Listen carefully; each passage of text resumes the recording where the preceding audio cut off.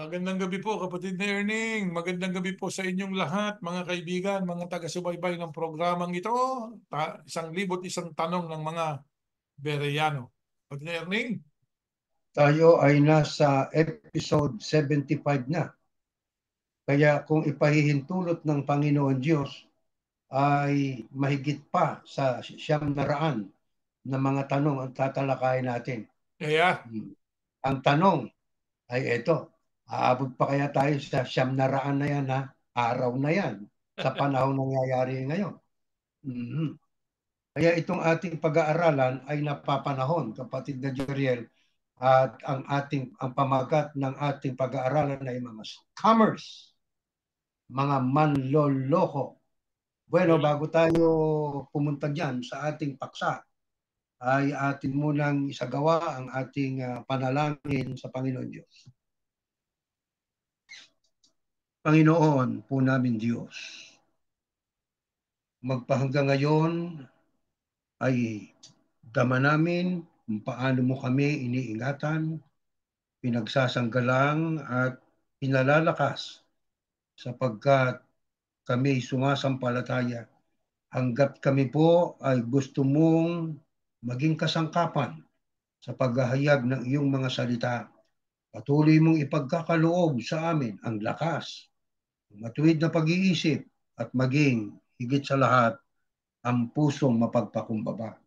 Hinihiling namin sa iyo, dakilang Ama, na kami patuloy mong samahan sa gagawin po naming paghahayag ng iyong mga salita. Ito'y pagkakataong ibinibigay mo sa mga tao para sila'y makapagsuri hanggat payapa pa ang maraming lugar sa mundo. Hinihiling namin na kami iyong kasihan ng iyong Santong Espiritu upang ang mga salita mo ay mahayag at makarating sa lahat ng aming mga kaibigan, mga kamag-anak at mga kakilala, na mula roon ay sumilang nawa sa puso nila ang kadalisayan ng iyong katotohanan, itong aming sama-samang yakapin at sundin upang kami makatugon sa dahilan ng pagkakalalang mo sa amin ng purihin ka, dulutat at handugan ka ng kaluguran. Lubos pong aming pagtitiwala ng aming mga pagkakasalay, minsan pang ipinatawad mo sa amin ang lahat ay sa pangalan po ng iyong anak, ang Panginoong Yahushua na aming tagapagligtas. Amen. amen. Magandang gabi po. Magandang gabi po sa inyong lahat, kapatid na Erning. Magandang gabi po sa inyo. Opo, kapatid na Jeriel at mga mahal na kapatid, napakarami hong manloloko sa panahon natin. Alam niyo, Ang dami. Lulukohin ka, nasasabihin ikaw ay mananalo ng ganitong halaga, pagka ikay magbibigay muna ng 2,000, yan mga panluloko ng mga tao eh. Ang kaya, tao naman, sa kahirapan sa buhay, naniniwalang baka naman yun ay totoo. Sabi nga, baka ika nga iswertihin, ayun, na naloko. at Kaya saka isa sa pa, ang panahon ito, naloloko kalimitan, yung mahilig sa organisasyon eh. oo, ayan, Ah, mahilig mahilig sa sa samahan. organisasyon. Nako, madaling maloko yung Samahan. mga yan. Kaya ang iba ay naloloko dahil sa iba't ibang kahiligan nila. Pero ang pinakamatindi, kapatid na Jeriel, ang maloko tayo pagdating sa aral ng Diyos. Mas matindi po yan. Sapagkat ang nakataya po rito ay ang ating mga kaluluwa. Kaya mahalaga po na habang tayo ay may pagkakataong makapagsuri, ay atin pong alamin sa pamamagitan po ng pagtuturo ng ating Panginoong Yahushua na nakasulat sa Biblia, ang mga babala na kanilang ipinagpauna na mangyayari bago po dumating ang matinding kinakaharap ng lahat ng tao. Ano yung matinding kinakaharap ng lahat ng tao? Walang iba kundi yang ang tao ay haharap sa paghatol. Tayo, hindi yun ang ating inaasahan. Ang ating inaasahan ay makasama tayo sa unang pagkabuhay na maguli, na yun nga po ay ang rapture. Ayon po sa ating Panginoong Yahushua, ano ang kanyang ibinabala sa mga alagad niya noon maging sa panahon natin ngayon? Ating basahin. Let us read the first verse po sa Mateo. Ito po nakasulat, atin hong pakinggan. Kapag may nagsabi sa inyo, narito ang Kristo, o naroon siya. Huwag kayong maniniwala sapagkat lilitaw ang mga di tunay na Kristo at mga huwad na propeta. Di ba yung scammer, huwad, mga manloloko?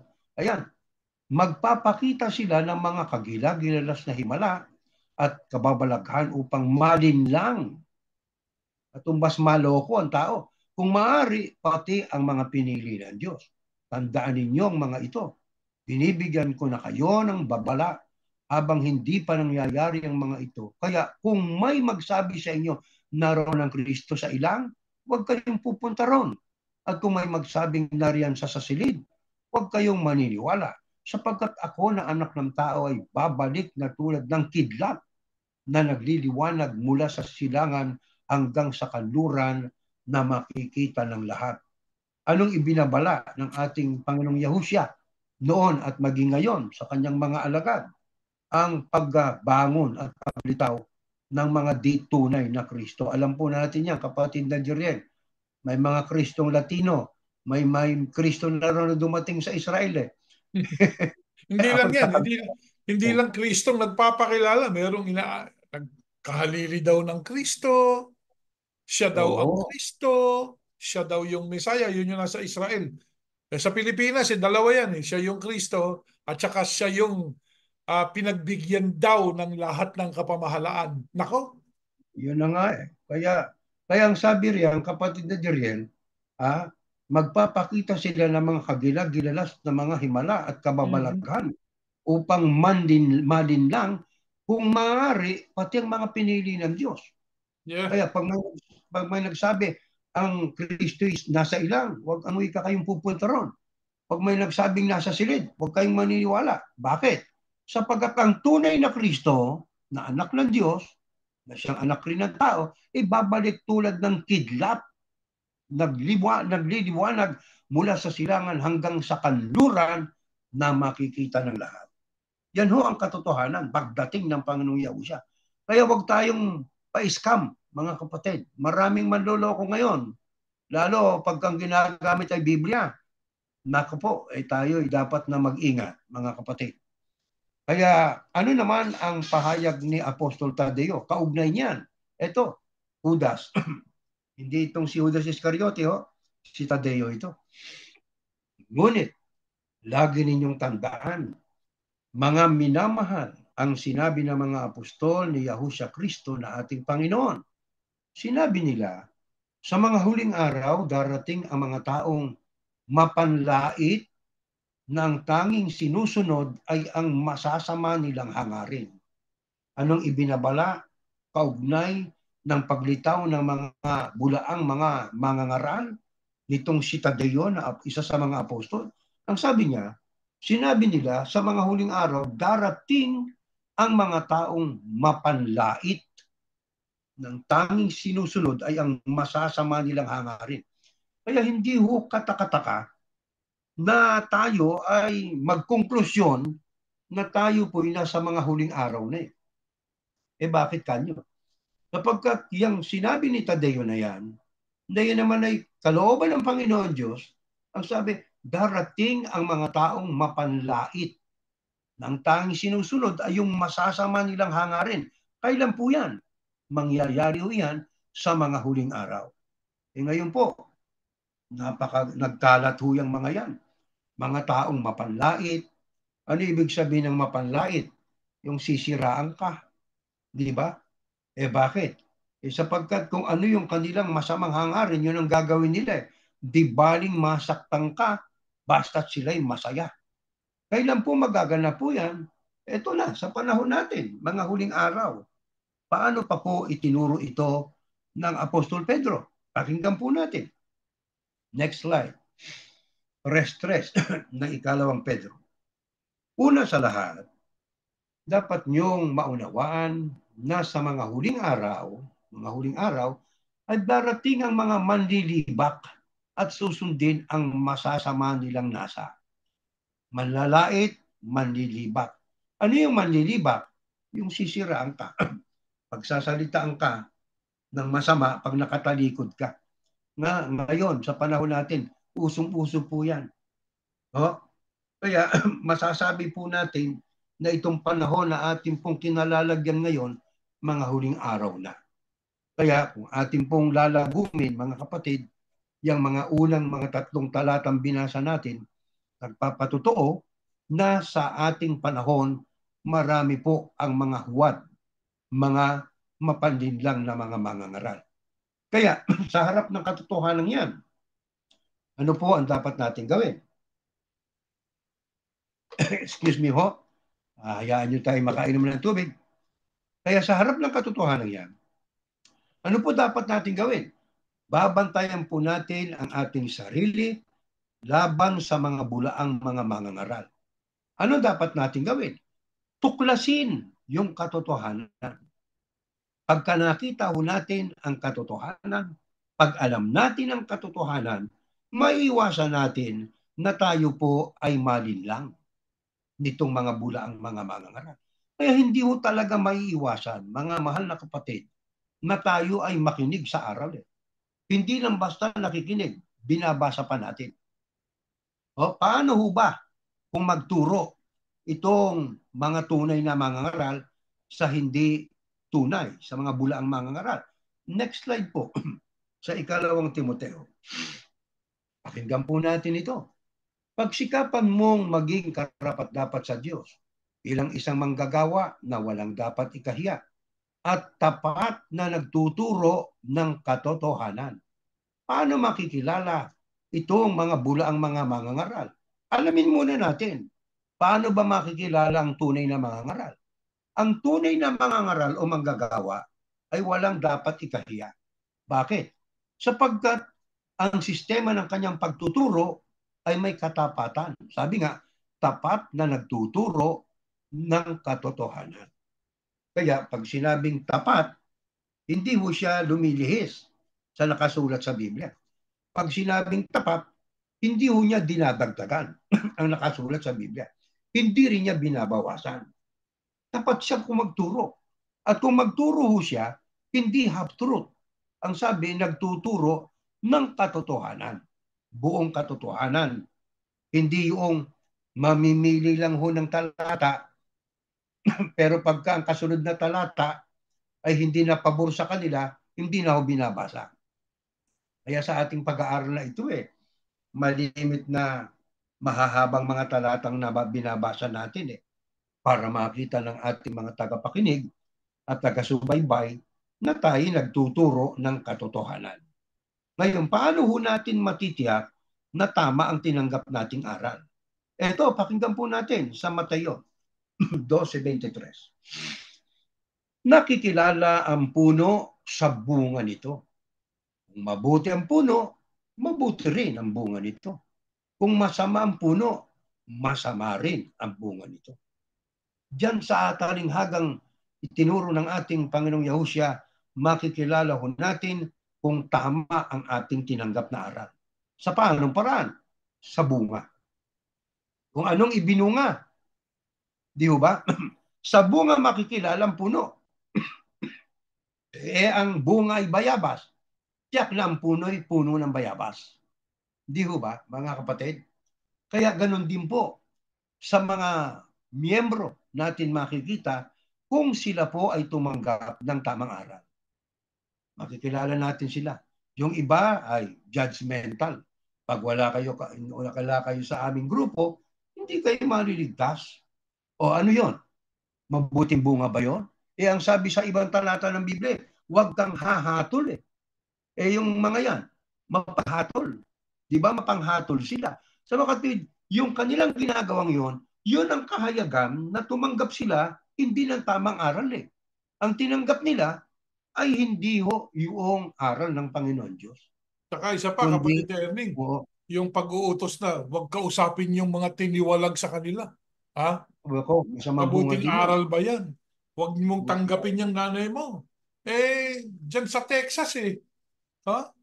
Meron dyan na magulang ayaw ng pakialaman ng mga anak. Kahit na nga namatay na hindi na asikaso. Alam niyo kapatid ni Erning, kung yan ay magandang ugali, subukan mo na sabihin sa mga mamamayan dito sa mundo kung magandang ugali yun ng isang anak na tratuhin ganun ang kanyang magulang. Eh ba't ganun ang pagtrato ng maraming iglesia ni Cristo sa kanilang mga magulang?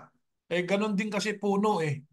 Tama yung sabi nyo. Kono puno, yun ang bunga. Ha? Hindi lang bunga. Puno ka ng bayabas, hindi ka magbubunga ng mangga. Bubunga ka Yeah. ng bayabas. Oh. Kaya follow the leader sila, brother eh. Yeah, Ibig lang sabihin, itong ating binabasang ito, may aplikasyon na tinatawag eh. Hindi exactly. basta nababasa lang natin. Meron po itong relasyon sa ating buhay. Kaya ang bunga makikilala, ang puno makikilala sa bunga eh. Di ba? Kaya kapag ka ang puno ay nagtuturo na, kaya ako nga ang wika, inalis dyan ang aking mga mahal sa buhay eh. Yan din ang gawin ninyo sa mahal nyo sa buhay. Tanggalin nyo sila sa samahan. Tama ba yun?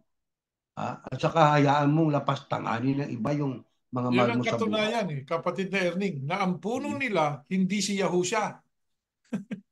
Tama. Walang pag-ibig eh. Dahil si Yahusha hindi nagturo ng ganyan eh. No? Tama. Pero yung kanilang pinakapuno, yun ang kanilang sinusunod. Kaya tigilan na yung kaipokrituhan na ang ulo ng iglesia ay ang Kristo. Hindi, ang ulo ng iglesia ni Kristo, yung tagamalang pangkalatan nyo. Period. Yun ang totoo naman talaga eh. Mhm. Di ba? Sapagkat ang nasusunod, hindi ang Kristo eh. Yeah, Ginawang ano na lang eh. Ginawang name dropping ang tawag doon eh. yeah. Di ba? Action Name speaks drop. louder than voice, sabi Exactly. nga. Mm-hmm. Tama po yun.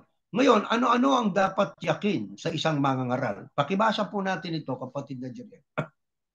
This wisdom is not a wisdom that cometh down from above, but is earthly, makamundo, Makamu- sensual, devilish, naku, makademonyo.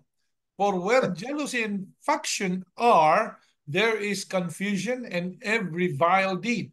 But the wisdom that is from above, from God, is first pure, then peaceable, gentle, easy to be entreated, full of mercy.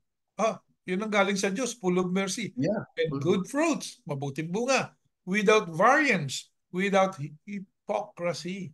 Yan po ang mabuting bunga, yung galing sa Diyos, no? Yeah.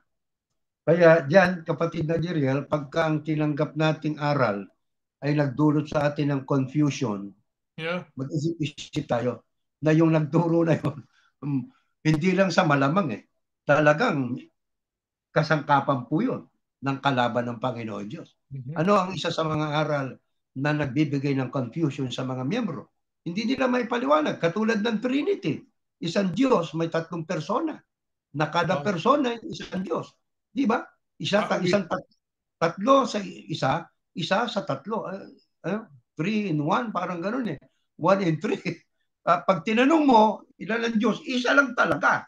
O bakit pag binilang mo'y tatlo? Yan nga pong misteryo. Huwag na kayo magtanong. Kaya nga misteryo eh. Ano yan? mhm. Nakakapagbigay ng confusion sa tao. Sabi nila, iisa daw ang Diyos. Sabi ng mga Jehovah. Pero mayroon silang Almighty God, si Jehovah, at ang Kristo ay Mighty God. Dalawa din ang kanilang Diyos. Yeah. Ito pa, isang aral na nagbibigay ng confusion. Taon-taon po, pinagdarasal namin yung kaluluwa ng lolo ko. Kailan namatay lolo mo? 1952, hanggang ngayon ho pinagdarasal namin yung November 1st. Akyat daw sa langit pag naipagdasal, magbabayad ka ng ng bayad doon sa Rikim ang tawag nila din yung Yung panalangin misa. para sa mga Pamisa. o pamisa. May pausok pa ng insenso, dagdag bayad yun. Ang sabi, umakyat na yung kaluluwa ng lolo namin sa langit. Ba't nga habang panahon na nagdududa sila, may confusion sila. Maging sa iglesyang pinanggalingan natin, kasama raw sila sa sasalubong, pagkatapos haharap pa sa araw ng paghukom. Ano yan? Confusion din yan. Yeah. O di ba? Hindi kasi, Kaya, ang ano nila dyan, sa isang kisap mata, aakyat daw sa langit. no? Ayan, yun yung unang pagkabuhay eh. Ang tawag doon ng marami, rapture, o unang pagkabuhay, or rapture. Tapos sa Iglesia ni Cristo, meron pa kasunod yun. Pag-akyat daw nilang ganun, sa biglaang pag-akyat sa langit, merong bababang apoy. Apoy na panlipol daw. O di nakasalubong nyo. Naku, confusing yung itinuturo. Confusing. Pero saan ba nila nabasa yung salitang apoy na panlipol? Bukod dun sa dagat-dagatang apoy, meron pa silang ibang apoy. Nalilipulin mo na yung tao. Tingnan nyo ha, umakyat daw yung mga kay Yahusha, sa Kristo, umakyat. Yung kanilang doktrina isang kisap mata o sa langit. O pagkatapos, apoy, bababa, lilipulin daw lahat ng nandito sa mundo. Ubos. Ubos. Tapos 1,000 taon, nandun sila sa taas, 1,000 taon, yun ang kanilang paniniwala Ganun. Yeah. Pagkatapos ng 1,000 taon, pakakawalan si Satanas. Nasa taas ka na, ba't ikukulong pa si Satanas? O yun ang unang tanong. Confusion na naman. Di ba? Confusing. Inakit ka na nga sa taas, sino pa dadayain ni Satanas? Tapos bababaan niya ang bayang banal. Bubuhayin yung sinunog na, ba't binubuhay pa? Abo na eh. Akala ko ba abo na? Ba't pa binuhay? Alam mo yun, Di ba yan ang confusing? confusing na doktrina Kasi Yeah. nga, hindi naman nakabatay sa Biblia. Nakabatay doon sa paniniwala ng leader. Kinagat lahat ng mga sumusunod. Kaya pag tinanong mo sila, akala ko ba sa paghuhukom kayo maliligtas? Ang sagot nila, aba, opo, sa paghuhukom kami maliligtas. O hindi ka kasama sa unang pagkabuhay. Kasama rin o. Paano nangyari yun? Sa paghuhukom, ano ka? Kami po yung tupa. Kayo yung tupa. Sino ba ang kasama ni Yahusha pag bumaba siya? Hindi ba yung mga ni Rapture? Rapture Bakit? yun. Yeah. Huhukuman ka pa kasama ka na ng bababa. Nakita. Confusing, kapatid na Kaya, Jerry. Sa totoo kaya, yan. noong araw, hindi po natin na itatanong yan, kapatid na Erning. Kasi nga, Oh, no. kasama tayo sa confuse. Ewan ko, Totoo yan. confused din ako Oo, Yeah. confused din ako, lalo na pag nagte-texto na ako tungkol doon sa Mateo 18:18, yaang pag-akyat sa langit at yung unang pagkabuhay, pagkatapos yung paghukom. Para ka akong mali yata ito, mga sintonado ko ba sa kanta? Lagi natin sinasabi, sintonado Yeah. Bakit? Wala sa tono Confusing. Tama. Ngayon, paano pa po ipinakikilala ng Biblia ang mga bulang mangangaral? Ang mga tagapangaral bang ito, mga kapatid, ay nagtataglay ng mga katangian na nakaluluwalhati sa Diyos? Paano ba sila ipinakilala ni Judas Tadeo? Ito, next slide po, babasahin natin. Judas 1:10. Pero ang mga taong ito'y nanlalait sa mga bagay na hindi nila naiintindihan. Nako po, yan ay totoong-totoo, kapatid na Jeriel. Yeah. Nanlalait sa mga bagay na hindi nila naiintindihan. Ano ang circular? Huwag batiin.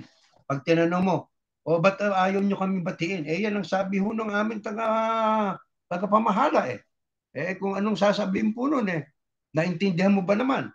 Basta yun lang sinabi. Kaya kami susunod. Aba, mga taong ito'y nanlalait sa mga bagay na hindi nila naiintindihan. Tulad ng mga hayop na hindi iniisip ang kanilang ginagawa. Yan ang problema ng tao, itinulad sa hayop Mabuti pa minsan yung hayop Di ba? May isip May Masakit. instinct, sabi nga. By instinct Di ba? Ang pusa kahit na daganan mo pa ng takip na mabigat yung pagkain mo magagawa ng paraan ng pusa para makuha yung pagkain mo tulad ng mga hayop ang wika, sabi ni Judas Tadeo, na hindi iniisip ang kanilang ginagawa. Sino yun? Yung itinulad sa hayop. Yung mga taong nanlalait na ginagawa mga bagay na hindi naintindihan.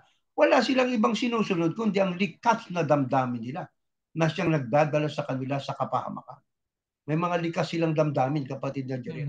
Pag sinabing likas, yung kinagisnan, nako, dyan sa iglesyang pinanggalingan ko ang dami tayong mga kinagisnan dyan Kinalakhan na natin Pero pagka tinanong mo, pag inisip mo, mga kinalakhan na malabo walang sagot Pero sabi nga, habang tumatagpong panahon, kahit na hindi natin naliwanagang lubos, tinanggap na rin natin, kapatid na Jeriel, hanggang sa tumanda tayo. Pero salamat sa Diyos at tayo nagising sa edad natin ito. Yeah. Hindi pa huli lahat. Totoo po yan, kapatid na Erning. Dito nga. Di ba? Lalo na itong season na to. Sabi nga niya, bakit niya pinagdiriwang yung birthday ng Panginoong Yahusa o Panginoong Heso Kristo, Oo. tawag ng mga iglesia ni Kristo. Ng Panginoong Heso Kristo, pinagdiriwang nyo. Hindi naman December 25 pinanganak ang Kristo. Ba't nyo pinagdiriwang? Ba't nyo kailangan alalahanin ng kanyang pagkapanganak eh? Hindi naman December 25.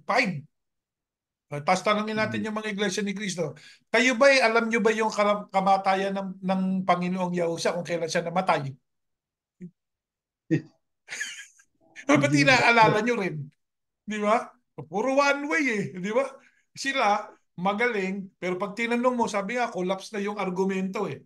Yung mga iglesia ni Kristo. Bakit lagi natin binabanggit ang iglesia ni Kristo?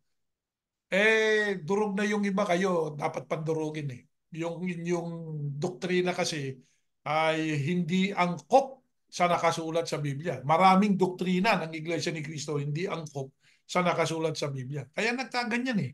Kaya nagkaganyan ang Iglesia. Inilitaw ng Diyos yung mga ginamit na doktrinang hindi karapat-dapat eh. Kaya yung nga, kapatid na eh. Mamumuna yung mga yan. Kanumpo na. Ba't niya nagdiriwang kayo ng birthday ng Kristo? December 25 ba siya pinanganak? Ba't kayo nagdiriwang din ng kamatayan ng Kristo? Ano bang petsa siya namatay? Hindi nyo rin alam. Hindi nila Kasi alam. ba't pinakikialaman nyo kasi yung iba eh? Bayaan nyo sila. Di ba? Sabi nga ni Apostol Pablo, kung ano man ang layunin itong mga taong to sa pangangaral tungkol sa Kristo, masaya ako sapagkat sa anong pamambaraan na ipangangaral ng Kristo sa tao. Mabuti nga itong mga taong ito, inaalala ang Kristo eh. Tama. Hindi ba? Inaalala ang Kristo. Panginoon nila ang Kristo. Ang tawag nila sa Kristo, Panginoon din eh. Pero hindi maatake ng Iglesia ni Kristo yung Muslim. Subukan nyo nga. Kaya, Sige nga, subukan nyo yung Islam. Takihin nyo. Kapitbahay nyo yan dyan sa Central. Sige, takihin yeah. nyo. Ba't di nyo Puna maatake? sila, Ah, kapatid na Direl, ay puna sila ng puna sa Disyembre 25. Pero nakikipagdiwang din naman sila eh. Tinataon yung pasalamat sa taong yun. yeah. Nagpapalitan ng regalo. Anong tawag mo dun? O di ba? Kaya ito, tuloy natin ang basa no, sa 11. Nakakaawa ang sasapitin ng mga taong ito dahil sinusunod nila ang ginawa ni Cain.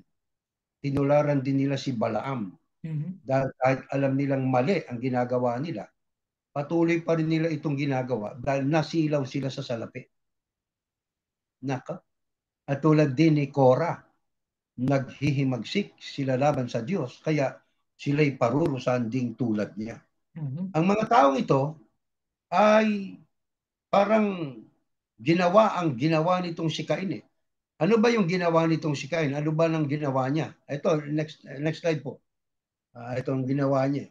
Kung mabuti lang ang ginawa mo, di ang kausap ng Diyos dyan ay si Cain. Di Yeah. ang ginawa ni Cain, hindi mabuti. Kapatid na Jerry. Kasi sabi ng Diyos kung mabuti lang ang ginawa mo, maligaya ka sana. Pero mag-ingat ka dahil kung hindi mabuting ginagawa mo, ang kasalanan ay maghahari sa iyo. Si Abel naman ay kumuha ng isang panganay sa mga inaalagaan niyang hayop. Kinatay ito at inihandog sa Diyos ang pinakamagandang bahagi. Natuwa si Yahuwah kay Abel at sa handog nito. Anong sabi dong kanina sa ating binasa? Ang tinularan niyo ang wika ay si Cain eh. Ano ba ginawa ni Cain? Mabuti? Aba, hindi ho. Mabuti. Patunayan, sabi ng Diyos, kung mabuti lang ang ginawa mo, maligaya ka sana. Pero ano Ito nga ginawa yan niya? kapatid na Erning. Kaya kapag ka lumungkot ang buhay mo sa bandang huli, meron kang ginawang mali. Di ba? Pero, Meron kang ginawang mali. Ngayon, yung mga sumunod sa mali, nako, yan din ang aabutin at sasapitin. Kaya sabi ng Diyos kung mabuti lang ginawa mo, maligaya ka sana. Magiging maligaya ka ba o nagwatak-watak na yung sambahayan mo? Maligaya ka ba nun? Masaya ba yun, kapatid na Erning? malungkot yun. Yun ang Ba? pinakamalungkot. Yung nagkagulo-gulo pamilya. Yeah. Eh, ito kasi si Cain, ay alam natin na naging siloso ito eh. Dahil yung kapatid niya naghandog.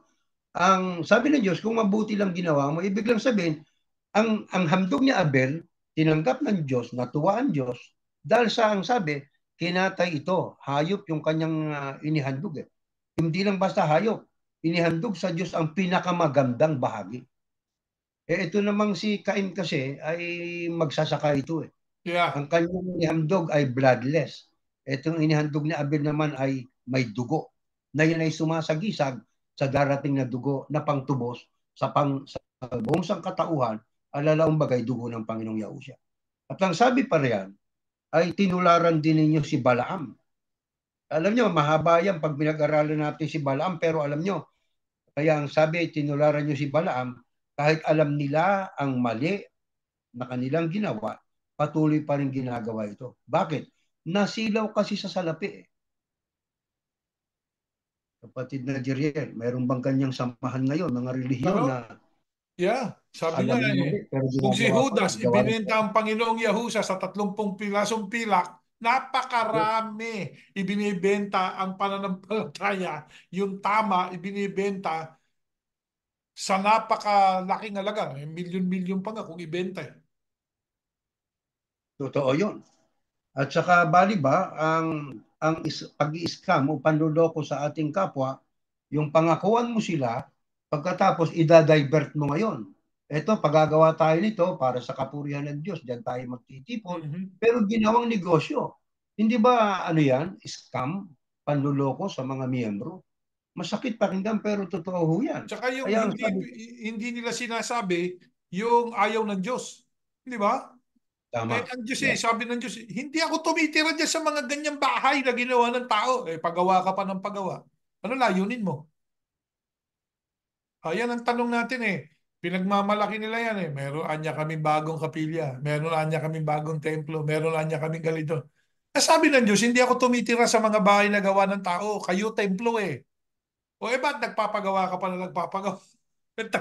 O hindi pang palilin lang yan. Eh ano yan? Eh kapatid na Erning, kung matalino tao, may tawag dyan eh. Nag-i-invest saan? Sa realty. Yan ang Mawala man yung totoo. mga miyembro, naku, dami niyang realty. Di ba? Ang dami niyang property. Oh, naku hindi na maghihirap yan. Oh, di ba? Yeah.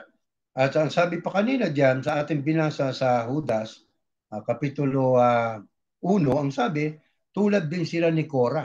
Alam natin na itong si Cora na binabanggit, ito yung kasama nitong 250 na mga Hudyo, Yeah, at saka ni Abiram at Datan na datan. naghimagsik sa Diyos eh. Di ba?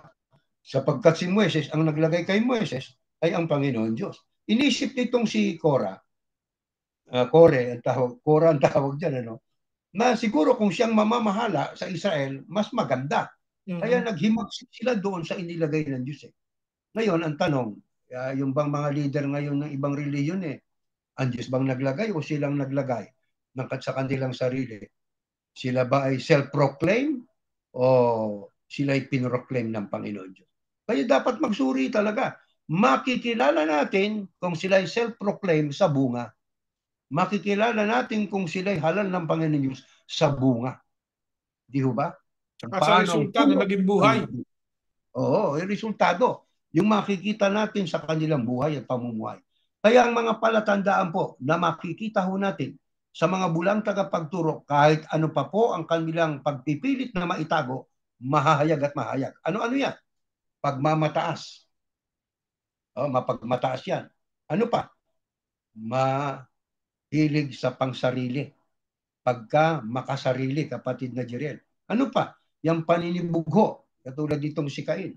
Dahil sa paninibugho, pipinsala ito ng buhay, ng may buhay, at ari-arian ng mga may ari-arian. Ano pa? Kasakiman, hindi na iyo, gusto mo pang mapapunta sa iyo. Yan ang mga ugali nitong mga bulang mangangaral. Ano pa? Pagnanasa sa kapangyarihan. Nako. Gustong siyang nandun sa taas. Di ba? Katulad nitong mga si Kore, Datan at Abiram, kasama yung 250 na mga kakampi nila, nagnasa sa kapangyarihan. At hindi lang yan, pagwawalang bahala sa kalooban ng Diyos. Ayan. Yun ang matindi po ron. Sinet aside yung kalooban ng Diyos, kapatid na Jeriel eh. Pinairal yung damdamin niya. Eh yun namang mga miyembro niya ay sumunod sa kanya without asking, tama ba ito? Kalooban ba ng Diyos to? Hindi na. Kaya sabi ng isang kapatid na ministro, bakit noon ay uso yung Father's Day at Mother's Day, pero sa panahon natin ngayon na wala na. Ika kung magsuri ho kayo kung bakit. Yeah. Yun lang sagot Yeah. ko doon. Oo, Ibinawal nung nilapastangan na yung sariling kanya eh. yun. Kaya pinauso ngayon yan sa samahan. Yan na rin ang damdamin ng mga kaya dapat talaga ang tao magsuri eh. Pero sabi Hindi po yung, yata eh, binabalik na raw yata. ganon? Baka binalik na yung yung Mother's Day, Father's Day. Eh siguro Okay. napahiya na rin. Baka napaghahalata na mukhang mali yata itong ating ginagawang ito. Pero alam nyo Marami kapatid ang Erning, sabi nga, ito, totoo ito. Kahit na ano ang gawin niya, hindi ka na maghihirap, brother. O, di ba? Hindi ka na maghihirap. Sapagkat maraming susunod at susunod sa'yo. Bakit? Matutupad yung nakasulat sa Biblia eh. Yung mga gullible na tao, susunod doon sa mga maling pinuno. Sabi nga eh, lahat ng sabihin sa kanila, eh, sinasang-ayunan. O yan. Marami pong ganyan tao, kapatid Ernie. Isipin mo ba, sino ba sinunod ng yung mga naniniwala na Kristo daw siya, yung dyan sa Pilipinas? O, di ba yung tao, isipin mo, pinaniwalaan yun, siya raw ang anak ng Diyos. O, okay. Naniwala ang tao. Kasi yung tao, yun nga pag-aaralan natin sa mga darating, ito sa linggo at Huwebes linggo. Yan, deception. Kapag hindi matalino ang tao, not wise, madidisib eh. Sino ba yung madaling malin lang? Eh di yung passive at saka yung naive. Ayan, passive ka, naive ka. Madali kang malin lang. Ano ba yung passive? Ano ba yung naive? Sabi nga, yung passive, aggressive behavior yan, may pattern of indirectly expressing negative feelings instead of openly addressing them. Yan ang ano yan ang mga passive na tao. Yun namang naive, yun ang mga tao, sabi nga, a person or action showing a lack of experience, wisdom, or judgment. Yun po, kaya naive kasi lack ng wisdom. Ano po ba sabi ng Diyos kapag kulang sa kaalaman ng bayan niya? Mapapahamak Kaya, kanyang bayan. oo, mapapahamak eh. Kasi nga, hindi mo maitanong. Ba't di mo maitanong? Hindi mo naman alam eh. Kaya ako, hinahamon natin yung mga dati nating kapatid dyan sa iglesia. Ba't ba kayo iglesia ni Cristo? Talaga bang naintindihan ninyo yung doktrina? O paliwanan nyo nga. Pag tinanong mo kapatid na yan, magtatawag pa ng ministro eh. Pag tinanong mo naman yung ministro, di rin makasagot yung ministro. Sasabihin, yun lang na ituro sa amin eh. Ngayon, kapatid na Jeriel, paano pa natin makikilala itong mga bulaang mga mangangaral na ito? Alam niyo, ito ho yan eh.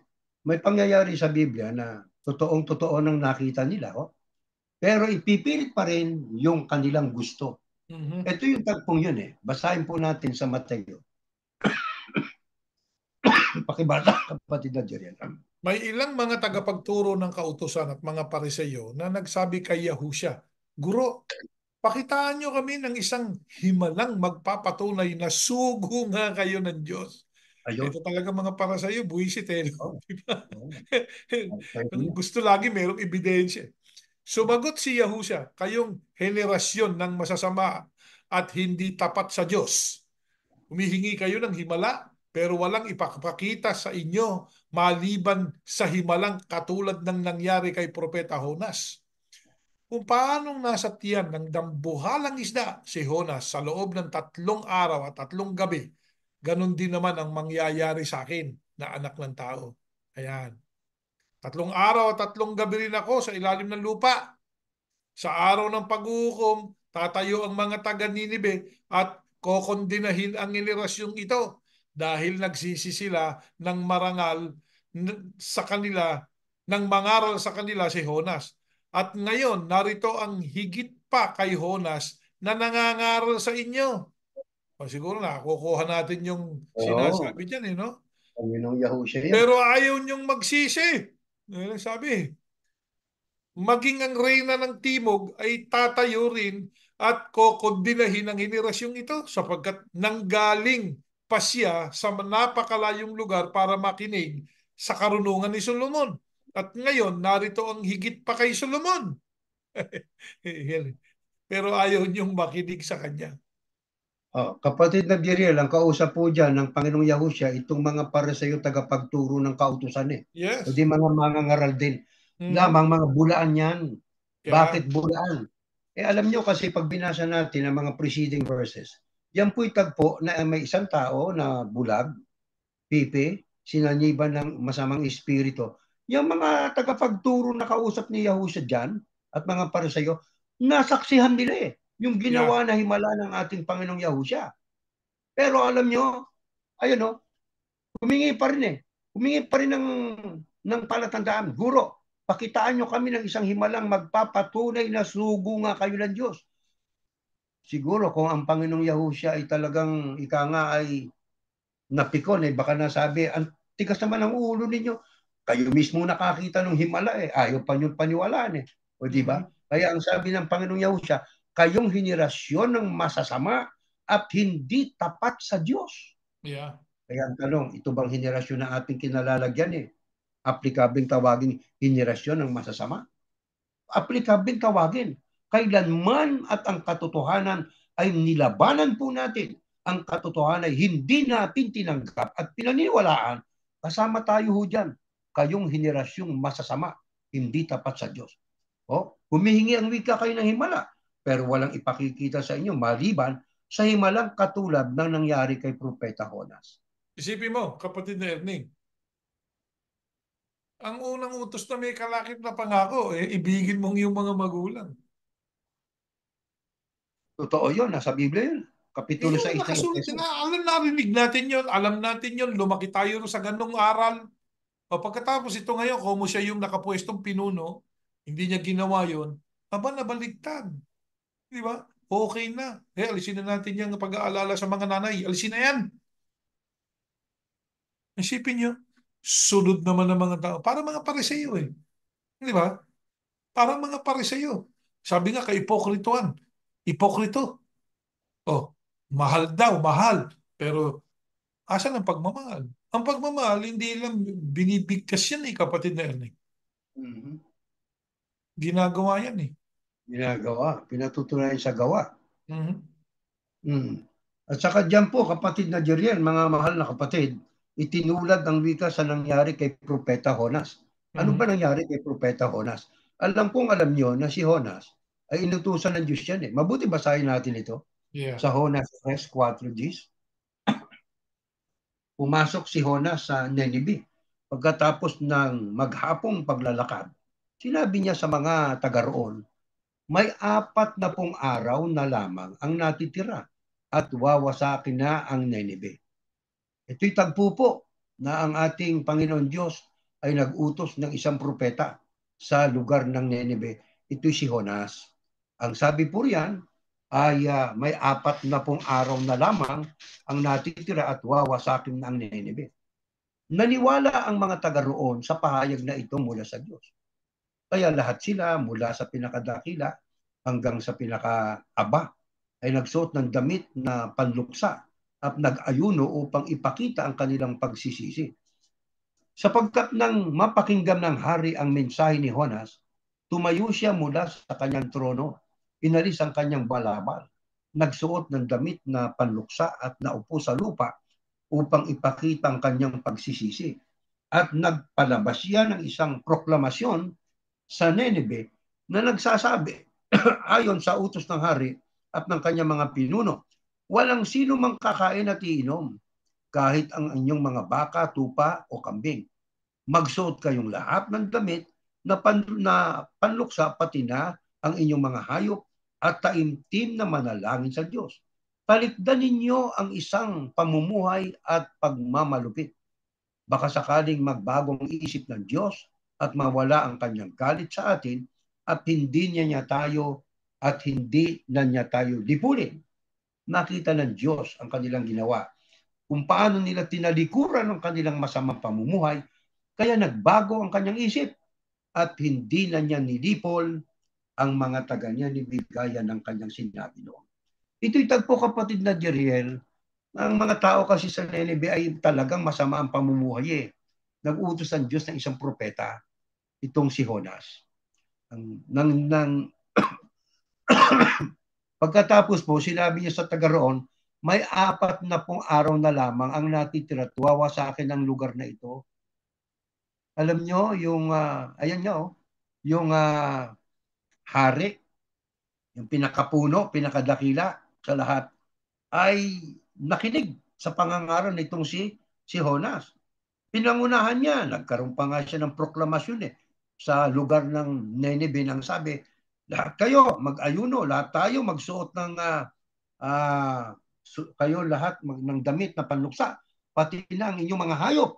Ha? Baka sakaling magbagong isip ng Diyos at mawala ang kanyang galit sa atin at hindi niya tayo lipulin.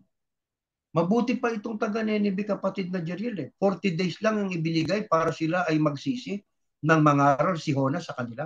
Propeta ng Diyos si Jonas Di ba? Na yun nga, imbis na pumunta sa Nineveh, pumunta sa Tarsis Di ba?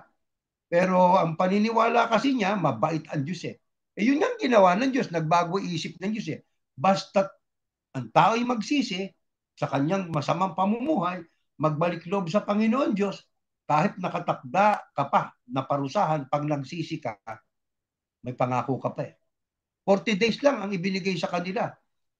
Sinamantala nila yon. Nagsisi sila, tinalikuran ng masamang pamumuhay, kaya hindi na napahamak. Hindi nawasak ang lugar nila, kapatid na Jeriel. Pero ang Panginoong Yahusya, nang pangaralan niya itong mga Hudyo, mula nang siya mangaral, 30 years old Di ba? Nag-umpisa siyang mangaral. Pero alam nyo, ang nangyari sa kanila, 40 years ang ibinigay sa kanila ng Panginoong Yahusya. Pagkakataon na sila ay magsisit, magbalik loob sa Diyos. Sumampalataya, pero hindi nila ginawa. Kaya nawasak ang Jerusalem Ang Nineveh, 40 days lang. Ito namang mga Hudyo binigyan ng 40 years. Nung 70 AD, pinayagan ng Diyos na mawasak ang templo at ang Jerusalem ng mga Romano Bakit?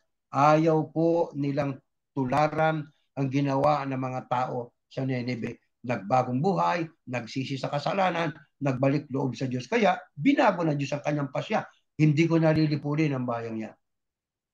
Pero ang mga Israelita at ang mga Hudyo na kasama ng ating Panginoong Yahusya noon, ayaw nga siyang paniwalaan 40 years na Ayun, tinuluyan tuloy. Sa noong 70 AD, winasak ang lugar ng Jerusalem. At ano nangyari? Next slide. Ito nangyari. Kanino ibinigay ng Diyos ngayon? Ang pagkakataon para ang tao ay magkaroon ng pag-asa. Ayaw sa kanya ng mga Hudyong kababayan niya Kaya tandaan nyo, hindi na kayo ang paghaharian ng Diyos, kundi ang mga taong sumusunod sa kanyang kalooban. Yan nga ang binabanggit doon sa ating napag-aralan, yung pong sanga na ligaw ng ulibo. Yun ang ipinalit doon sa original na sanga yun ng mga Hudyo. Doon na maghahari ang Diyos. Kanino? Sa mga taong sumusunod sa kanyang kalooban. Di ba? Kaya kahit kababayan pa ng ating Panginoong Yahusya, kadugo pa niya. Pagkat ika nga, mga Hudyo yun Ang Panginoong Yahusya isang Hudyo, di ba? Pero inalis sa kanila ang paghahari ng Diyos at doon sila nangaral sa kahintilan. Sa 24, lumabas si Yahusya sa templo at habang naglalakad, nilapitan siya ng mga tagasunod niya at itinuro sa kanya ang mga gusali ng templo. Sinabi ni Yahusya, tignan niyo ang lahat ng yan. Yan ang templo. Sinasabi ko sa inyo ang totoo, magigiba ang lahat ng yan at walang maiiwang magkapatong na bato. Tama nga naman. Mula ng mga aral ng Kristo, 40 years after, pagdating ng 70 AD, winasak ng mga Romano ang templo. Ngayon, Actually, kapatid, kaya marami pang naganap sa kanila Di ba? Pati yung, marami. pati yung pangalan ng lugar, pinalitan yung Romano Pinalitan na rin yun. Kaya ang katigasan ng ulo, walang may bubugang mabuti yan Ang kita mo, ang sabi ng Diyos, kung sumunod ka lang sana, pasaya ka sana, di ba?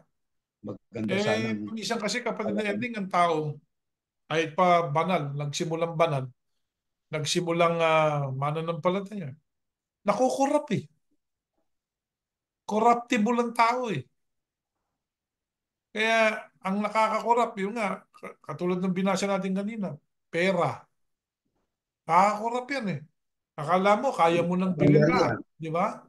Oh, Mm. makapangyarihan ka na. Sabi nga eh, meron ng akto ang tao pagka gano'n na.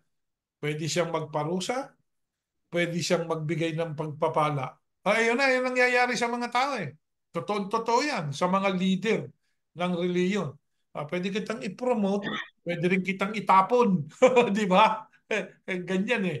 Yan ang nangyayari. Corrupted na kapag ka ganun ang isip. Corrupted na. Hindi na yung para sa iglesia o para sa kapakanan ng bayan ng Diyos, kundi amor proprio na niya. Yun. Yeah, yung kanyang Yung amor pride. proprio. Oh, Yeah. At yan po ay talagang naganap, kapatid na Jeriel, at patuloy natin nasasaksihan yan. Bali ba ay kahit alam nila na mali, ay patuloy pa rin nilang ginagawa dahil po sa may kapalit. Yun po ang hindi tama po ron eh. Pagka ang katotohanan dahil sa pera ay iyon ang tinalikuran at para ikay makinabang, niyakap mo yung pera, tinalikuran mo aral ng Diyos. yeah. Diyan kanina may binabanggit din po dyan na kung ating babalikan yung Mateo, let us go back to Matthew chapter 12, verses 38 to 42. Ang sabi rito, kapatid na Jeriel, ayan no, sa araw ng paghukom, tatayo ang mga taga Nineveh at kukundinahin ang henerasyong ito dahil nagsisi sila ng mangaral sa kanila si Jonas. Mabuti pa yung mga taong yan. Kaya pagdating ng paghukom ikukundina ng mga taga Nineveh itong mga tao sa kasalukuyang panahon na alam nilang mali, ginagawa pa rin, at kung ano yung tama, ayaw gawin. Di ba? At ang sabi, at ngayon, naritong higit pa kay Jonas na nangangaral sa inyo, pero ayaw niyong magsisi. Sino tinutukoy ng Panginoong Yahusya Siya. na higit pa kay Jonas? Siya. Itong mga tagapagturo ng kautusan na ito at mga Parseyo, mga bulaang mangangaral ito Kahit alam nilang katotohanan, saksi silang nakitang himalang ginawa ng Panginoong Yahusya, pinairal pa rin yung gusto nila Ano lang ibig sabihin? Matitigas po ang ulo ng mga bulaang mga mangangaral.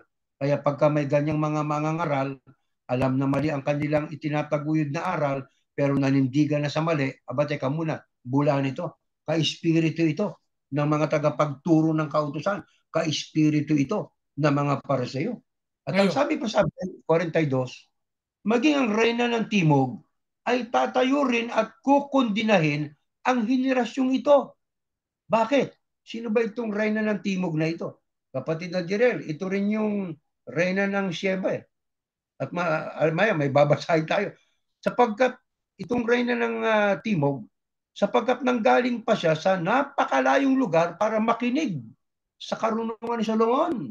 At ngayon narito ang higit pa kay Solomon, pero ayaw niyong makinig sa kanya. Ang kausap niya diyan yung mga Parseyo yung mga taong mangangaral ng laban sa aral ng Panginoong Yahusya. Itong reyna ng Timugan, ang layo ng kanyang pinanggalingan, pero nagbiyahe ito para lang makinig sa karunungan ni Solomon. At ang sabi niya ni Yahusya, ngayon narito higit pa kay Solomon, pero ayaw niyong makinig sa kanya. Siya yun ang tinutukoy niya. Oo. Ngayon, mga kapatid, ang gaano kalayo itong pinanggalingan nitong reyna ng Timog na ito. Na ito rin ang reyna ng Sheba.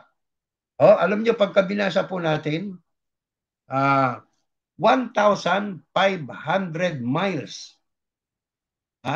Napakahaba ng biyaheng ibiniyahe nitong babae, na itong reyna ng Timog, na ito rin ang reyna ng Sheba, kapatid na Jeriel, para lang makinig sa karunungan nitong si Solomon. Ganong kalayo ang kanyang binyahe. Napakalayo. Kaya ang sabi pa nga rito sa isang ating enduringword.com, ang sabi, she thereupon sent him all the ships of the sea loaded with precious gifts, and 6,000 youths of equal size, all born at the same hour and clothed in purple garments. They carried the letter declaring that she could arrive in Jerusalem within 3 years, although the journey normally took 7 years. Itong reyna ng Timog, na ito rin po ang reyna ng Sheba, naglakbay ng malayo para lang po makapakinig sa karunungan ni Solomon. Pero itong mga Pariseo, kaharap na nila ang Panginoong Yahusya, alam natin ang Panginoong Yahusya higit kay Solomon, pero ayaw pa rin makinig at magsisi. Mabuti basahin natin itong kasaysayan ng Reyna ng Timog. Pakinggan po natin. Next slide po. Sa unang hari. Mahaba ito. Pumasok si unang hari. Nang marinig ng Reyna ng Sheba, yan din pong Reyna ng Timog, ang pagiging tanyag ni Solomon. Kasi sumikat na itong si Solomon eh. Tandaan natin, ang unang hari ng Israel ay si Saul. Ang kasunod na hari ay si David. Ang kasunod na hari ay itong si Haring Solomon. Yan ang mga kilalang mga hari. Ano?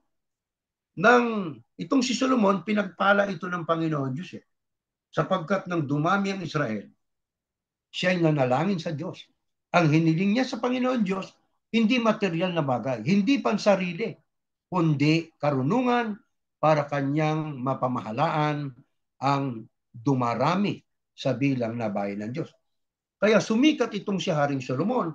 Ang kanyang kasikatan, nakarating po yan sa Reyna ng Sheba, na yan din ang Reyna ng Timog. Kaya ang sabi sa uno, nang marinig ng Reyna ng Sheba ang pagiging tanyag ni Solomon, na nakapagbigay ng karangalan sa Panginoon, pumunta siya kay Solomon para subukin ang karunungan nito sa pamamagitan ng mahihirap na tanong. Ayun ang ginawa pala nitong Reyna ng Sheba, no? Meron siyang layunin. Sukatin ang karunungan itong si Solomon. Kaya naghanda siya ng mga mahihirap na tanong. Dumating siya sa Jerusalem, nakasamang marami niyang tauhan. At may dala siyang mga kamelyo, na kargado ng mga regalo, na mga pampalasa, napakaraming ginto, at mamahaling mga bato. Yan ang dala-dala nitong Reyna ng Timog sa kaharian ni Solomon. Nang makita niya si Solomon, itinanong niya rito ang lahat ng gusto niyang itanong. Sinagot ni Solomon ang lahat ng tanong niya at walang anumang bagay ang hindi niya naipaliwanag sa kanya. Binigyan ng karunungan ng Diyos. Paano hindi niya may paliliwanag, di ba? Kaya itong tanong nitong Reyna ng Sheba, na yan din ang Reyna ng Timog, kay Haring Solomon, ay nasatisfied nitong si Solomon. Sapagkat si Solomon ay pinatnubay ng Panginoon Diyos. Binigyan siya ng karunungan ng Panginoon Diyos. Di ba? Sa 3, sinagot ni Solomon ang lahat ng tanong niya, walang anumang bagay ang hindi niya naipaliwanag sa kanya. Nang mapatunay ng Reyna ng Sheba ang karunungan ni Solomon, at nang makita niyang ganda ng palasyo na ipinatayo nito, hindi siya makapaniwala. Ganon din, nang makita niyang pagkain sa mesa ng hari, ang pamamahala ng kanyang mga opisyal, at ang paglilingkod ng mga utusan na may magagandang uniforme, ang mga tagasilbi ng kanyang inumin, at ang mga handog na sinusunog na iniaalin nito sa templo ng Panginoon. Next slide. Ito pa, nakasulat. Sa 6, next slide. Ito pa ho. Sinabi niya sa hari, nitong Reyna ng Timugan, na yan din ang Reyna ng Sheba. Totoo nga ang nabalitaan ko sa aking bansa tungkol sa inyong mga gawa at karunungan. Hindi ako naniwala hanggang sa pumunta ako rito at nakita ko mismo. Kaya, alam nyo, ang balita, maganda, para lang matyak nitong Reyna ng Timog, siya mismo pumunta. Ang sabi niya, hindi ako maniwala hanggang sa pumunta ako rito at nakita ko mismo ang totoo. Wala sa kalahati ng nabalitaan kong tungkol sa inyo ang nakita ko. Ang karunungan at kayamanan nyo, higit pa kaysa narinig ko. Napakapalad ng inyong mga tauhan. Napakapalad ng inyong mga opisyal na naglilingkod sa inyo dahil palagi nilang naririnig ang inyong karunungan. Purihin ang Panginoon na inyong Diyos. Isipin nyo ang ginawa nitong reyna ng Sheba, no? Purihin ang Panginoon na inyong Diyos. Kaya naakit din siya at siya ay nagsalita, purihin ang Panginoon na iyong Diyos. Sabi niya kay Solomon, at natutuwa sa inyo ang naglagay sa inyo sa trono ng Israel. Dahil sa walang katapusang pag-ibig ng Panginoon sa Israel, ginawa niya kayong hari para mamuno kayo ng may katarungan at katwiran. Kaya itong si Solomon sa unang bahagi ng kanyang paghahari, ang kanyang pamumuno, ang kanyang pamamahala, may katarungan at katwiran. Nag-umpisa siyang maganda, pero nagwakas siyang hindi maganda. Alam kong alam yung nangyari kay Solomon, di ba? Sumamba sa Diyos. Sa Diyos, binigyan niya ang hari ng 5 toneladang ginto, maraming sangkap at mga mamahaling bato. Hindi na mapapatayan ang dami ng sangkap na ibinigay ng reyna ng Sheba kay Haring Solomon. Kaya sa sobrang tuwa nitong reyna ng Sheba, pinagkalooban niya si Haring Solomon ng iba't ibang mga regalo. Di ba? Tuniladang ginto eh. Next slide pa. Ito pa nakasulat. Ito. May dala rin mga ginto ang barko ni Hiram, maraming kahoy na almog at mamahaling bato mula sa Ophir para kay Haring Solomon. Ang mga kahoy na almog ay ginamit ng hari upang gawing hagdan para sa templo ng Panginoon. Yung palang ginamit, kahoy na almog na yan ay galing sa Ophir, ginamit ng hari upang gawing hagdan para sa templo ng Panginoon at sa palasyo. At ang iba ay ginawang mga alpa at mga lira para sa mga musikero. Yon ang pinakamagandang kahoy na almog na ipinadala sa Israel. Wala nang makikita na kagaya nito hanggang sa ngayon. Ibinigay ni Haring Salomon sa reyna ng Sheba ang anumang hingin niya, bukod pa sa mga regalo na ibinigay ni Solomon sa kanya. Pagkatapos umuwi ng reyna kasama ang mga tauhan niya.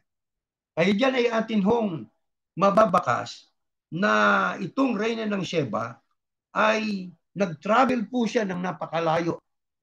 Napakahabang panahon ang kanyang pinaglakbay para makarating lang po doon sa pinaghaharian nitong si Solomon. Sapagkat napabalita ang kabantugan nitong si Solomon. Kaya para kanyang matiyak, siya mismo pumunta. At higit pa sa narinig niya ang katotohanan ng nasaksihan niya. Kaya binigyan niya itong si Haring Solomon ng mga tuniladang ginto, almog, at iba't iba pang mga regalo. At yun din ang ginawa nitong si Solomon sa kanya. Nang ibig lang sabihin po, mga kapatid, mahigit pa kay Haring Solomon. Di ba? Mahigit pa kay Honas. Sino ang higit kay Honas at kay Haring Solomon? Ang Panginoong Yahusya. Pero ito pong mga tagapagturo ng kautusan at itong mga Pariseyo, sa kabila ng kanilang nasaksihan na ginawa na himala ng ating Panginoong Yahusya, ay ayaw pa rin nilang sumampalataya sa ating Panginoong Yahusya. Buti pa yung mga taga-Nineveh sumampalataya sa pangangaral nitong si Honas, kaya hindi winasak ang lugar nila. Di ba? Pero ang mga Hudyo, pagkaraan ng 40 taong pangangaan na mula ng mangaral ang ating Panginoong Yahusya, sa katigasan ng ulo, hindi nagsisi, hindi sumampalata kay Yahusya. Kaya ang Jerusalem winasak noong 70 AD. Di ba? Kaya ang ano pong aral ang ating makukuha rito? Ang mga bulang mga mangangaral, kahit alam nilang sila ay mali, maninindigan sila sa mali. Huwag nating payagan po na mangyari ito sa atin. Pag ang leader natin ay ganon, ay dapat takasan natin yan. Dapat ay iwan natin ang ganong leader. Alam man nilang mali, patuloy pa rin ginagawa dahil meron silang pakinabang. Abay, dapat matutuho tayo, mga kapatid. O, kapatid na Jeriel. Yeah, nakakapag-offer pa nga ng kaligtasan yung leader nila eh. Yun yung nadidinig natin. Yeah. Ayun din sa hamon nila sa mga tiwalag eh. Mayroon Yeah. bang mai-offer na kaligtasan yung mga tiwalag na yan? Yeah. Bakit ikaw mayroon? Yeah. Parang meron siyang may offer eh. Ano ba yan? Di ba kahambugan yan? Kayabangan. Hindi ka ba nga yayabang? Dami mong pera. Pag marami kang pera in your disposal, yayabang at yayabang ka eh. Di ba? Hindi ka mayaman, mayabang. Pero hindi naman iyo yan eh. Kaya kapatid na Jeriel, sa ating pong pinag-aralan ito, ay dapat matuto lahat ng kapatid at mga panauhin natin. Kailangan po hindi basta nangaral ay yayakapin natin. Maging kami ho, ng kapatid na Jeriel. O, isinasama namin ang aming sarili. Suriin nyo kami. Ang ating nadidinig nyo, ipinangangaral namin sa inyo, hindi naman namin aral yan. Pinahahayag namin. Aral ng Panginoong Yahusya. Isa lang ang guro ang ating Panginoong Yahusya. At ang Yeah. kanyang aral, tama, sapagkat galing sa Diyos yun. Diba kapatid na Jeriel? May Kaya binanggit niya napakaganda po. na open-minded dapat ang tao eh. Alam nyo, yan ang isa sa mga, bakit nung tayo ay Iglesia ni Cristo, kapatid na Erning, lagi na lang halos araw-araw tinuturo yun eh, sa buong mundo. Lalo ng mga pandoktrina, kasama yun eh. Yung taga Macedonia, Macedonia, Akaya, Macedonia, Akaya, Macedonia, Akaya, Akaya, Macedonia, Macedonia. Parating yun ang tinuturo. Ano ba yun? Yung Macedonia, Akaya, Akaya, Macedonia. Tungkol saan yun? Tungkol yun sa pananalapi, tungkol yun sa handugan. Wala namang masama ron kung ituturo mo. Pero hindi nila itinuro ang tungkol doon sa mga taga-Berea, katulad ng pamagat natin. Eh ba't di nila tinuro yan? Kasi nga, ang mga taga-Berea, open-minded eh. Yan ang ayaw nila, maging open-minded ka eh. Kasi pag open-minded ang isang tao, magtatanong yan eh. Kaya dito, kung meron kayong tanong, tanong ninyo. Alam po ninyo, mga kaibigan, mga taga-subaybay ng programang ito, kapag ang isang aral o ang isang argumento ay binato natin ng binato ng mga katanungan, kung yun ay hindi nakabatay sa Biblia at hindi logical ang batayan noon sa Biblia, magkokolaps yun. Maguguho yung doktrina na yun. Maguguho yung pananampalataya na yun. Kaya nga, sa tuwing magkikita-kita tayo sa internet na ito o sa mga pagsamba, binabanggit natin palagi yung nilikot na nila na talata, yung Mateo 18:18, 28:18, at yung tungkol doon sa ibigay kay Cesar ang kay Cesar. Hindi naman, hindi naman yung pinag-uusapan doon, eleksyon eh. Iniiba nila yung naratibo ng mensahe. Kailangan ng makarating sa tao, mga kaibigan, yung mensahe nung nag-akda ng mga salita. Ano ba ang isinulat? Ano ang layunin nung nagsulat? At in-inspire ng Diyos yung mga sinulat na yan. Ano layunin ng Diyos? Para baguhin ng tao o ng mga susunod na henerasyon? Ba hindi. Kung ano yung po kapatid na yan, kung ano yung mensaheng galing sa Diyos, yun ang gusto ng Diyos makarating sa tao. Galing sa Diyos yung mensahe, o galing sa apostol yung mensahe. Bakit pagka tinuturo na nila, parang sila yung pinanggalingan ng mensahe? Ba't nagkaganon? Di Yeah. ba? Bakit? Kapatid, Oo. yeah, tuloy po kasi Bakit na hindi Jeriel. yung mismong mensahe ang makarating sa tao? Bakit naiiba yung naratibo? Oh, gagamitin yung Biblia. Babasahin yung Biblia. Mga kapatid, sasabihin na ganyan.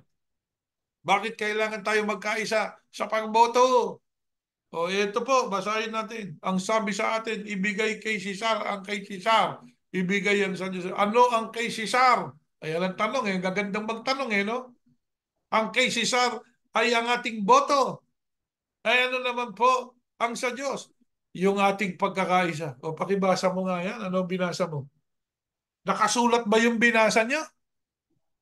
Na yung kay Cesar ay boto?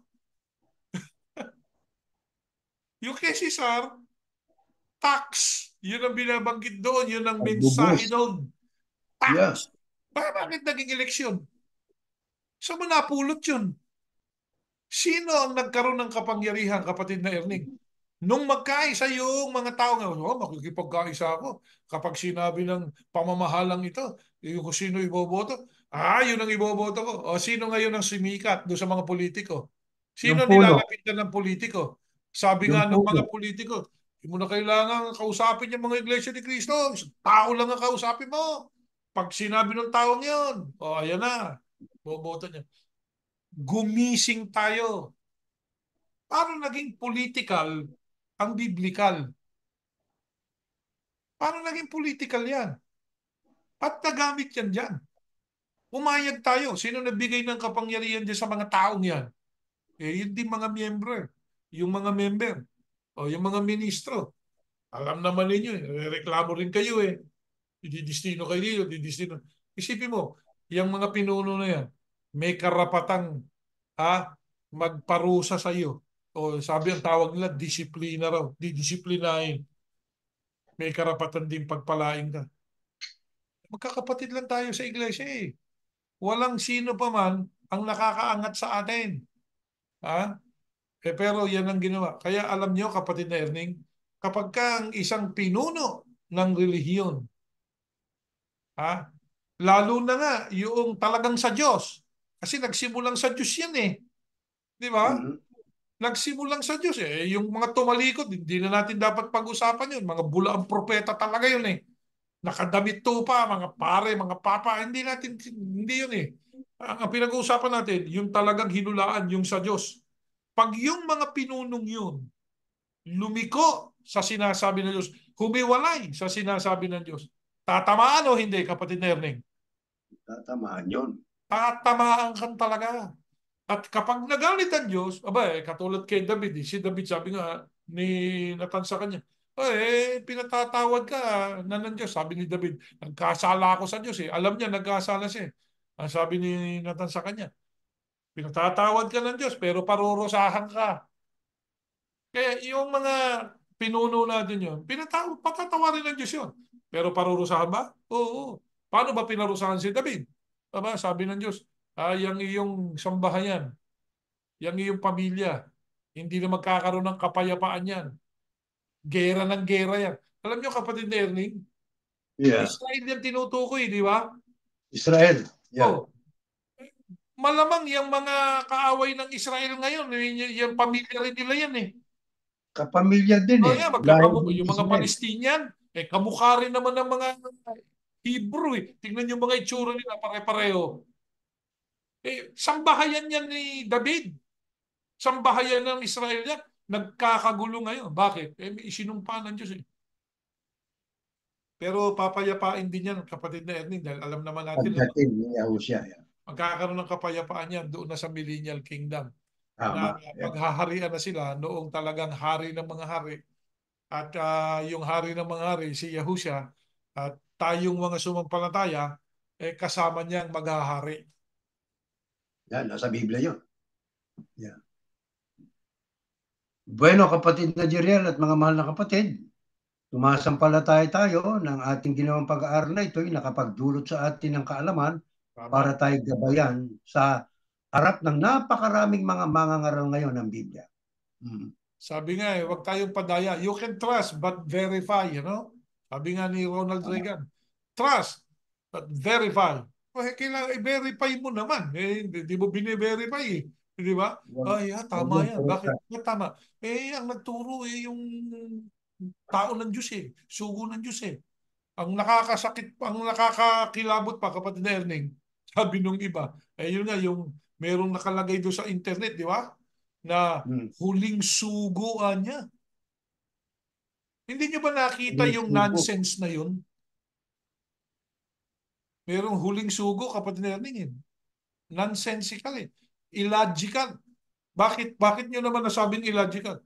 Kung yun ang huling sugo, bakit nangangailangan pa ng kasunod? Huli na pala. Meron bang huling may kasunod? Huli na nga eh. Ba't nalagyan nyo pa ng kasunod? So, hindi Baka na natin baguhin nila kailangan yun. yung sumunod. Yeah. Nonsense eh. Hindi siya huling sugo. Sa atin, si kapatid na Felix Manalo, isa sa mga isinugo sa mga wakas ng lupa. Hindi siya yung huling Tama. sugo. Wala nun sa Biblia. Pakibasa nyo nga kung siya yung huling sugo. Walang Wala nakasulat. yun. Binagdag. Kasi magiging nonsense, kapatid na Erning eh. Tingnan nyo yung trickery, di ba? Yun Yeah. lang anya sugo. Kaya hindi na sila makaalis doon sa doktrina na kinamatayan ni kapatid na Felix Manalo eh. Hindi na dapat sumulong ang iglesia. Hindi na dapat matuto kasi naka ano na, nakakulong na ron ang marami. Kaya yung mga Nakastack. sumunod, paikot-ikot na lang doon. Eh, yan din yung kasama nung yung isang tiniwalag na ministro, yan din ang sinasabi. Di niya tinuro ng sugo yan. Eh, nung tinanong ko siya, bakit iba rin yung tinuro ni kapatid Ranyo Manalo? Ay, iba yun. Nonsense. Oh, brother, kung May nakikinig ka, problema. illogical ka rin. Ano sinasabi nung iba, ng mga ministro yan? Sinasabi ng mga ministro yan, kapatid Erning, maliwanag din Hmm. sa isip. Yun na niyang ililigtas yung iglesyang yun. Yun ang tunay na iglesia, papalitan lang daw yung mga pinuno. Ba't hindi siya bumalik doon? Illogical ka, brother eh. Bakit nandiyan ka sa labas? Ha? Hindi ka bumalik doon. Yeah. Bumalik ka roon. Kung totoo yung sinasabi mo, dapat wala ka dyan sa labas. Nandun ka doon sa loob, mag-intay ka ng pagpapalit ng pinuno. Hindi ba yun ang may sense? Kaya huwag tayong padadaya. Imbestigahan ninyo. Kami po, tanungin ninyo ng tanungin. Hindi kami magdaramdam sa inyo. Gusto nga natin, kapatid na yan, pinagtatatanong tayo. At Mhm. actually, pinagsususulatan nga tayo, pinagtetetextan tayo ng mga tanong eh. Yeah. Minsan pa nga kinakausap natin ng live, di ba? Yung Totoo yun. sinasagot natin yung mga katanungan nila. Pero meron bang animosity nung sinasagot natin sila? Wala. Wala. Walang animosity. Kung baga sa mag-aral tayo, walang masama. Di ba? Tingnan natin kung logical ito, kung hindi, o i-discard natin. Sabi nga kapag kami po, napatunayan natin na yung sinasabi namin ay illogical. Abay, di-discard namin yan kahit na sabihin namin pinagdiinan pa namin. Sapagkat kailangan tayo open-minded. Kaya nga pamagat natin, Berea eh. Yun po, kapatid ni Erning. Magandang gabi sa inyong lahat. Maraming salamat sa inyong pakikinig. Okay, manalangin po tayo mga kapatid. Ama naming Yahuwah, maraming salamat po sapagkat patuloy na nahabag ka at nagtuturo ka sa amin. Tulungan mo po na mahayag pa ang iyong kalooban sa lahat ng mga nilikha mong tao sa buong mundo. Opo. Pinanalangin namin ang lahat, mga pinuno ng bansa, mga pinuno ng relihiyon, lahat ng mga tao, Ama. At kami po na mga tagasunod ng iyong bugtong na anak ngayon, ang iyong mga pinili mula sa iyong mga tinawag. Kami po na napakakaunting nalabi mula sa anak na babae ng Sion. Naman likhaan mo kami ng puso na mapagmahal sa aming kapwa, sino man at anuman ang kanilang kalagayan sa mundong ito. At Opo. salamat din po ng marami na alis sa amin ang pagiging mapanghatol na yaan ang aming tinatandaan sa relihiyong aming pinanggalingan. Amen. Hinahatulan namin ang sanlibutan, hinahatulan namin ang mga mamamayan ng mundong ito sapagkat hindi sila kaanib noon sa iglesyang kinagbibilangan namin. Maraming salamat po, Ama. Opo. Inalis mo kami sa ganong isipan. Binigyan mo Opo. kami ng isipang mapagpakumbaba, mapagmahal, pero hindi mo kami pahihintulot na hindi maging matapang pagdating sa pagsasalita ng katotohanan. Amen. Ama, tulungan mo po na lagi naming masambit lang ang iyong kalooban. Alam Opo. namin na ang iba sa mga tagapakinig, mga mahal namin sa buhay, mga iglesia ni Cristo, magdaramdam sila kapag pinupuna ang kanilang aral.